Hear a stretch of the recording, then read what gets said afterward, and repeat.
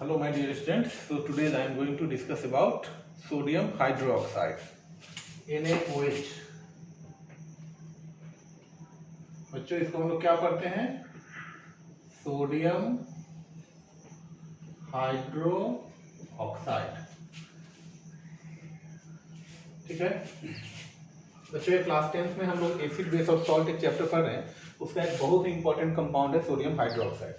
हम लोग को इस कंपाउंड का प्रोडक्शन पढ़ना है, कैसे इसका प्रिपरेशन होता है, इसका क्या क्या प्रॉपर्टी है, क्या इसका यूज है, हम लोग आज इसको डिटेल्स में देखेंगे। ठीक है बच्चों, इसका एक कॉमन नेम होता है, it is commonly known as caustic soda. बच्चों इसका एक कॉमन नेम है कास्टिक सोडा। चलो हम लोग इसका प्रिपरेशन देखते हैं, इसका प्रोडक्शन कैसे होता है। प्रोडक्शन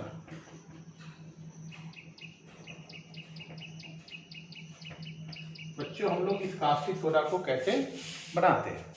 ठीक है, it is prepared by the electrolysis of concentrated aqueous solution of sodium chloride।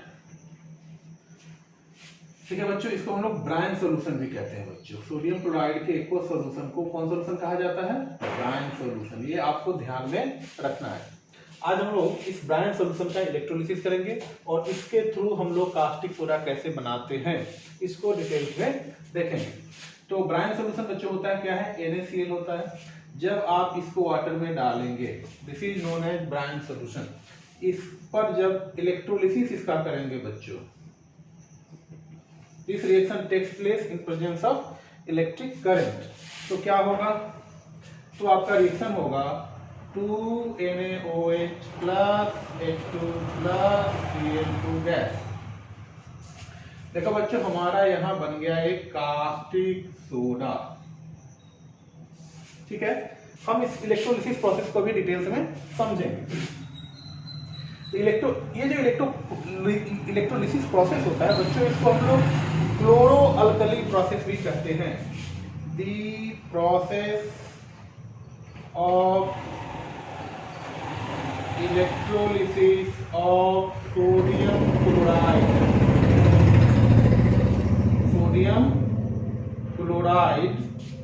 is called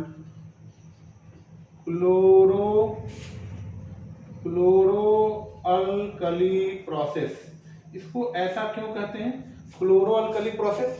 बच्चों जब हम सोडियम क्लोराइड का इलेक्ट्रोलिसिस करते हैं तो क्या बनता है? यहाँ क्लोरीन गैस बन रहा है, हाइड्रोजन गैस तो यहाँ से इवॉल्व हो जाएगा, निकल जाएगा। और NaOH आपको पता है ये अल्कली है। जो भी वाटर सोल्यूबल बेस होते हैं उसको अल्कली कहते हैं। तो हमारा ये चूंकि यहाँ अल्कली बन रहा है, क्लोरीन गैस बन रहा है, that's why it is called chloralkali process. ठीक है, तो हम लोग देखते हैं कैसे ब्राइन सोल्यूशन से NaOH प्रिपेयर करते हैं। इसके लिए बच्चों हम लोग एक कंटेनर लेते हैं। ठीक है, इस कंटेनर में क्या करते हैं, हम लोग NaCl का सॉल्यूशन लेते हैं, NaCl सॉल्यूशन। ठीक है, इसमें हम 2 मेटल रड को डाल देते हैं। ये हमारा मेटल रड है और इसको बैटरी से जोड़ दिया जाता है। This one is battery. ठीक है बच्चों, इसको इलेक्ट्रोड कहा जाता है। इस मेटल रड को हम लोग क्या कहते हैं? इलेक्ट्रोड। जो मेटल रड बैटरी के निगेटिव टर्मिनल से जुड़ेगा उसको हम लोग कहते हैं कैथोड, और जो मेटल रड बैटरी के पॉजिटिव टर्मिनल से जुड़ा रहता है उसे कहते हैं एनोड। ठीक है, यहाँ पर हमारा NaCl सॉल्यूशन। NaCl क्या है बच्चों? यह एक इलेक्ट्रोलाइट है। क्या है हमारा? इलेक्ट्रोलाइट। जब हम बैटरी के द्वारा इलेक्ट्रिसिटी पास आउट किया जाता है, क्या होता है? ये NaCl इस सॉल्यूशन में डिसोसिएट होता है। कैसे डिसोसिएट होता है? Na+ Cl minus. अच्छा बच्चों इसमें वाटर भी है, एक्वस सोल्यूशन ऑफ NaCl, तो यहाँ H प्लस भी है और OH माइनस भी है। ठीक है, इलेक्ट्रोलिसिस होने से क्या होगा, जब इसमें करंट पास किया जाता है तो क्या होता है, ये जो आयंस है ये अपोजिटली चार्ज इलेक्ट्रोड की तरफ मूव करेगा। बच्चों कैथोड पे कौन चार्ज है, नेगेटिव चार्ज है, इस कैथोड पे पॉजिटिवली आयन मूव करेगा, यहां से क्लोरीन मूव करेगा, यहां से OH माइनस मूव करेगा। These ion moves towards cathode, these two negative ion, ठीक है, और these two positive ion moves towards what, anode. ठीक है, तो हम लोग देखते हैं कि इस कैथोड और एनोड पर कैसे रिएक्शन होता है। चलो हम लोग देखते हैं एट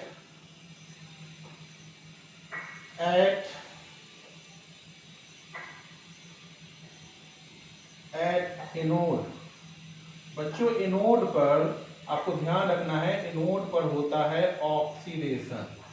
एनोड पर क्या होता है, ऑक्सीडेशन। ऑक्सीडेशन कैसा प्रोसेस होते हैं, इस प्रोसेस में लॉस ऑफ इलेक्ट्रॉन्स होते हैं, इलेक्ट्रॉन का लॉस होता है। ठीक है, तो एनोड पे बच्चों कौन आ रहा है, कौन सा आयन आ रहा है, एनोड आपका कैसा charge, it is positively charge electrode, तो इस पे नेगेटिव आयन आएगा। अच्छा बच्चों मैंने यहाँ एरो शायद गलत बता दिया है, इसको मैं सही कर रहा हूँ। बच्चों यहाँ चूंकि एनोड पॉजिटिव टर्मिनल से जुड़ा हुआ है तो इस पॉजिटिव पे कौन आएगा, नेगेटिव आयन आएगा, ये नेगेटिव आएगा आपका एनोड पे और ये पॉजिटिव जाएगा आपका कैथोड पे। ठीक है, तो यहाँ पे इस एनोड पर दो जो नेगेटिव आयन है, कौन नेगेटिव आयन एनोड पे आएगा, तो ऐसा देखा जाता है इस क्लोरीन और OH में, क्लोरीन आयन जो है एनोड पे पहले आता है, तो ये OH आयन एनोड पे आपका नहीं आएगा। कौन आएगा एनोड पे, क्लोरीन आयन। तो क्लोरीन आयन आएगा एनोड पे तो क्या होगा, Cl minus, it will lose one electron and form Cl। बच्चों एक इलेक्ट्रॉन लूज करेगा, इस प्रोसेस को हम लोग क्या करते हैं, ऑक्सीडेशन करते हैं। लेकिन यहाँ ये जो क्लोरीन आप देख रहे हो, ये तो क्लोरीन एटम है और एटम तो नेचर में एग्जिस्ट करता नहीं है, तो क्या करेंगे हम लोग, यहाँ 2 लेंगे, 2 chlorine atom and it will release 2 electron. ठीक है, अभी भी प्रॉब्लम है, ये दोनों अभी एटम के फॉर्म में है, तो क्या होगा, यह Cl और यह Cl आपस में कंबाइन करके ये क्लोरीन गैस बनाएगा। तो एनोड पर बच्चों कौन सा गैस इवॉल्व होगा, क्लोरीन गैस इवॉल्व होगा। ये जो अभी हम NaCl का इलेक्ट्रोलिसिस कर रहे हैं, इसमें आपको ध्यान देना है कि एनोड पर जो गैस इवॉल्व होगा that gas is your chlorine gas. ठीक है, चलो अब कैथोड पर देखते हैं।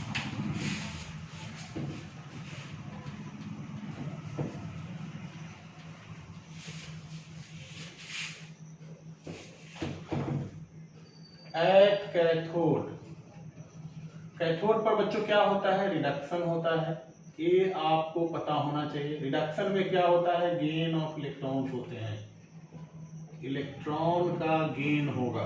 बच्चों यहाँ एनोड पर ऑक्सीडेशन होता है, लॉस ऑफ इलेक्ट्रॉन होता है। चलो कैथोड पे क्या हो, कैथोड आपका नेगेटिवली चार्ज इलेक्ट्रोड है, इस पे नेगेटिव चार्ज है, तो नेगेटिव पे कौन आएगा, पॉजिटिव आएगा। यहाँ 2 पॉजिटिव आयन है, एक सोडियम है और एक हाइड्रोजन है, तो इस दोनों में हाइड्रोजन जो है पहले कैथोड पे पहुंचता है। हाइड्रोजन बच्चों हल्का होता है सोडियम के रेस्पेक्ट में, इसलिए रेसिंग में पहले हाइड्रोजन यहाँ आ जाएगा, सोडियम यहाँ नहीं जाएगा। ठीक है, हाइड्रोजन जब यहाँ आएगा तो क्या होगा, H प्लस क्या करेगा, एक इलेक्ट्रॉन गेन करके हाइड्रोजन एटम बनाएगा। बच्चों यहाँ गेन ऑफ इलेक्ट्रॉन हो रहा है। फिर यहाँ प्रॉब्लम है, हाइड्रोजन यहाँ एटॉमिक फॉर्म में है, तो हम लोग यहाँ 2 लेते हैं, यहाँ भी 2 करते हैं, इसको भी 2 करते हैं। ठीक है, ये दोनों हाइड्रोजन आपस में कंबाइन करके H2 गैस बनाएगा।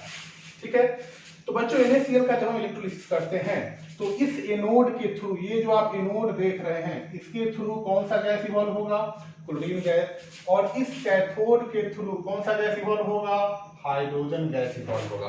तो आपको इस कंटेनर में अब क्या बचेगा, बच्चों देखिए यहाँ से क्लोरीन निकल चुका है, यहाँ से हाइड्रोजन निकल गया, तो बचा क्या, Na प्लस और OH माइनस, यानी इस कंटेनर में अब आपका बच गया sodium hydroxide. So this is one of the important method of preparation of sodium hydroxide. So overall क्या रिएक्शन हुआ हमारा, अगर मैं ओवरऑल रिएक्शन की बात करूं तो बच्चों हो क्या गया, जब हमने NaCl का इलेक्ट्रोलिसिस किया तो क्या हुआ, क्या बना, बना मेरा NaOH। ठीक है, हाइड्रोजन गैस और क्लोरीन गैस, ये दोनों यहाँ से इवॉल्व हो जाएंगे और जो बचेगा that will be your caustic soda. इस कंटेनर में जो बचेगा वो क्या होगा आपका कास्टिक सोडा होगा।